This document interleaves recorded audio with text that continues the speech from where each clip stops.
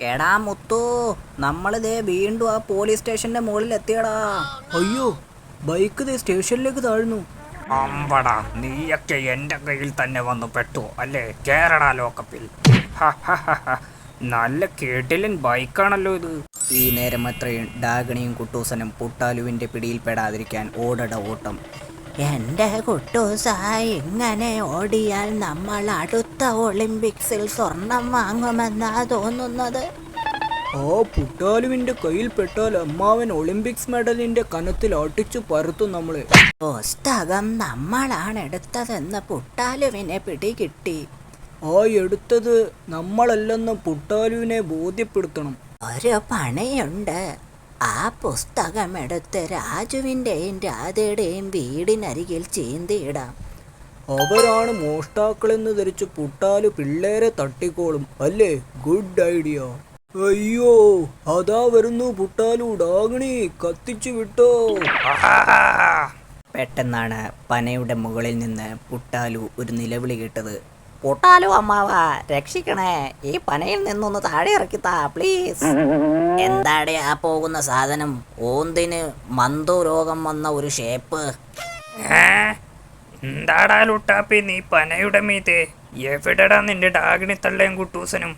പുട്ടാലു അമ്മാവ, ഞാൻ അവരെ പിടിച്ചു കൊണ്ടുവന്ന് തരാം. എന്നെ ഈ പനയിൽ നിന്ന് ഒന്ന് താഴെ ഇറക്ക് പ്ലീസ്. കുന്തം പനയിൽ തറച്ചുപോയി. നീ വാക്കു മാറ്റുമോടാ? മാമനാണേ, ഈ പനയാണേ, പനയിൽ തറച്ച എൻ്റെ കുന്തമാണേ. ഞാൻ കുട്ടൂസനെയും ഡാഗണി അമ്മൂമ്മയും കൂട്ടി വരാം. ഏതാടാ നിന്റെ പിന്നിലിരിക്കുന്ന വേറൊരു കുട്ടിച്ചാത്തൻ? ഓ, ഇവൻ കുട്ടിച്ചാത്തനല്ല, ഇവൻ പട്ടിച്ചാത്തനാ.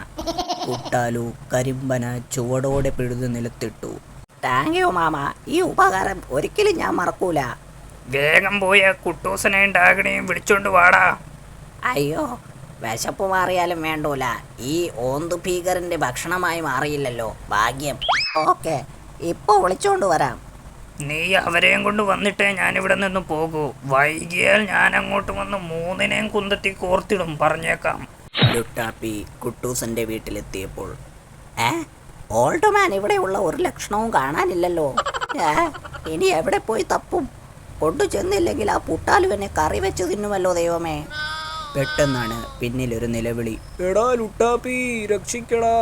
എടാ ലുട്ടാപ്പി, എന്നെ കാറ്റ് പറത്തിക്കൊണ്ട് പോകുന്നടാ. എന്റെ പുറത്ത് കല്ല് പെറുക്കി വെക്കടാ. ഇതെന്താ സിനിമ നോട്ടീസോ? അപ്പൂപ്പൻ എന്നാ സിനിമയിൽ അഭിനയിച്ചത്? ലുട്ടാപ്പി മോനെ കുട്ടിച്ചാത്ത, ആദ്യം എന്നെ രക്ഷിക്കടാ. അയ്യോ, ഞാനിപ്പോ പറന്നു പോകുമേ. അല്ല, നിങ്ങൾക്കെന്ത് പറ്റി? ഞാൻ പോകുമ്പോൾ നല്ല ചക്കക്കുരു പോലെ ഇരുന്ന അപ്പൂപ്പനും അമ്മൂമ്മയും കീറക്കടലാസായി പാറി നടക്കുന്നു. അയ്യോ, അതൊരബദ്ധം പറ്റിയതാടാ. ആ പുട്ടാലുവിന്റെ കയ്യിൽ നിന്ന് മോഷ്ടിച്ച മാന്ത്രിക പുസ്തകം രാജുവിന്റെയും രാധയുടെയും വീടിനരികിൽ കൊണ്ട് കീറിയിടാൻ പോവുകയായിരുന്നടാ. അയ്യോ, ഈ നശിച്ച കാറ്റ് എങ്ങോട്ടാ എന്നെ പറത്തിക്കൊണ്ട് പോകുന്നത്? എടാ പിടിക്കടാ ലുട്ടാപ്പി, എന്റെ തല അതാ പോകുന്നു വലത്തേക്കായി. അയ്യോ, പുട്ടാലുവിന് പിള്ളേരോട് ദേഷ്യം കൂടട്ടെ എന്ന് കരുതി ഞാൻ ആ പുസ്തകം പിച്ചി ചീന്തിയാ ഇട്ടത്. അയ്യോ, എന്റെ കാലല്ലേ പാറിച്ചെന്ന മരത്തിൽ തടഞ്ഞു നിൽക്കുന്നത്. 40 പേജുള്ള പുസ്തകമാ രണ്ടായിട്ട് ചീന്തി. 20 പേജുകൾ. പുസ്തകം കീറിയ പാടെ ഞങ്ങളും ദേ ഇങ്ങനെ കീറക്കടലാസായി മാറിയടാ.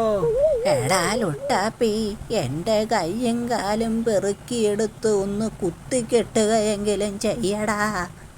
കരയാതമ്മൂമ്മേ, വഴിയുണ്ടാക്കാം. ഈ നേരം രാജുവിൻ്റെയും രാധയുടെയും വീടിനരികിൽ. അല്ല, ആരാണ് ഈ പുസ്തകം ചീന്തി ഇവിടെയല്ലേ ഇട്ടിരിക്കുന്നത്? എന്താണ് ഈ കടലാസിൽ? കണ്ടിട്ടെന്തോ മന്ത്രം എഴുതിയ പോലുണ്ടല്ലോ.